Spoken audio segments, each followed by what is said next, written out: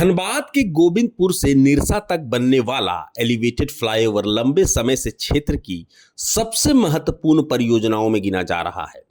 इस फ्लाईओवर के बनने से ट्रैफिक जाम कम होने और लोगों की आवाजाही आसान होने की उम्मीद है, लेकिन अब यह परियोजना निर्माण से ज्यादा राजनीतिक बयानबाजी की वजह से चर्चा में है। निरसा विधायक अरूप चटर्जी ने आरोप लगाया है कि पिछले 1.5 साल से निर्माण कार्य चल रहा है, लेकिन क्षेत्र के विधायक होने के बावजूद ना तो निर्माण एजेंसी ने उनसे संपर्क किया और ना ही स्थानीय युवाओं को रोजगार देने की कोई गंभीर कोशिश की गई।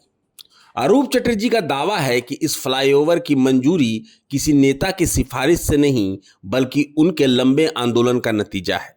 उन्होंने कहा कि इस परियोजना के लिए करीब 1.5 साल तक आंदोलन चला।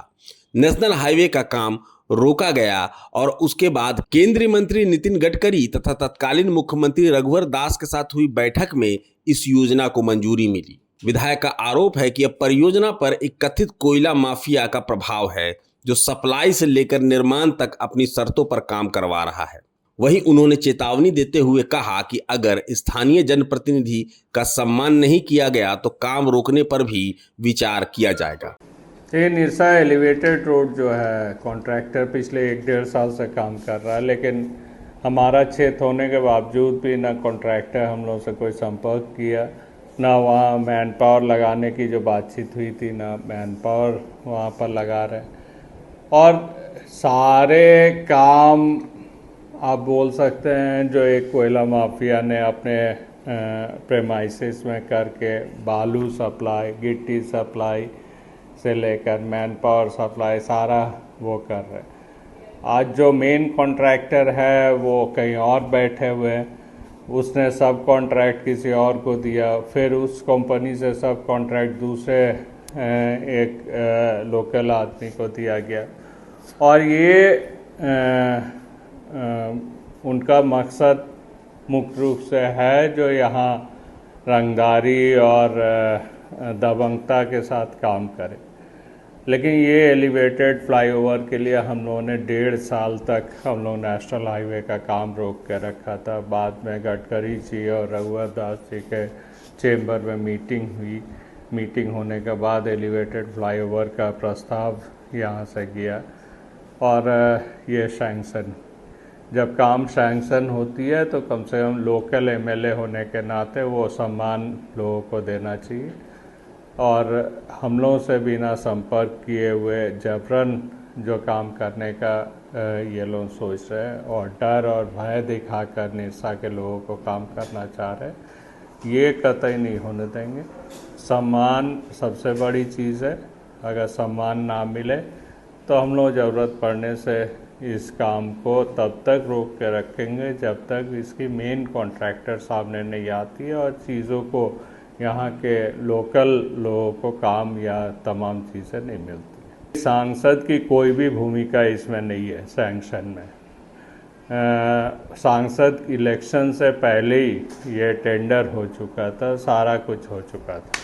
सांसद की कोई भी भूमिका निरसा या गोविंदपुर एलिवेटेड फ्लाईओवर पे नहीं है और जब तक कि हम लोगों की मांग नहीं मानी जाती है तब तक यहाँ काम नहीं होगी। हम लोगों की चीज़ों को सम्मान दे, यहाँ हम लोगों की मांगों पर विचार करें, मेन कॉन्ट्रैक्टर सामने आए, सब का सब कॉन्ट्रैक्टर के द्वारा जो काम करने की कोशिश की जा रही है ये नहीं होने देंगे।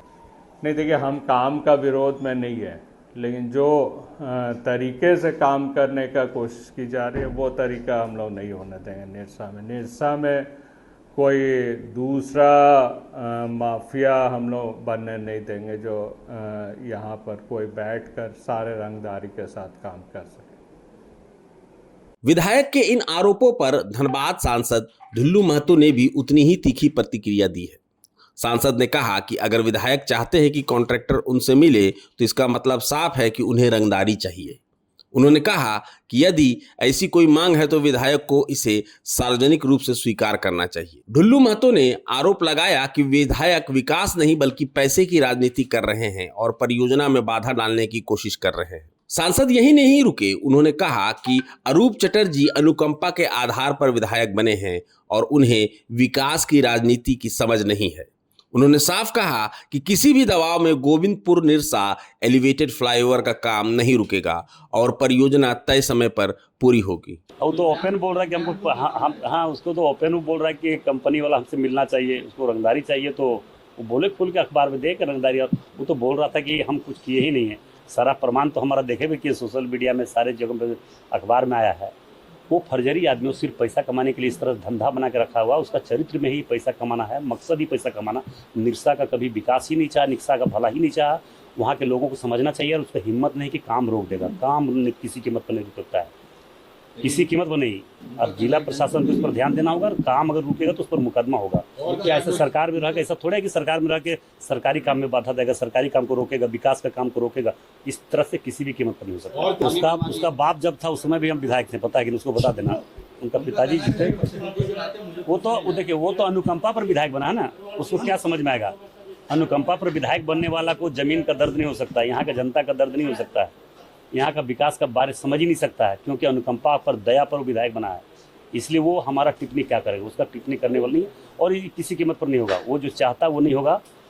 हर जगह पे उसको रंगदारी चाहिए, हर जगह पे पैसा चाहिए, तो ऐसा नहीं होगा। फिलहाल फ्लाईओवर निर्माण का मुद्दा अब विकास से ज्यादा राजनीतिक प्रतिष्ठा की लड़ाई बन चुका है।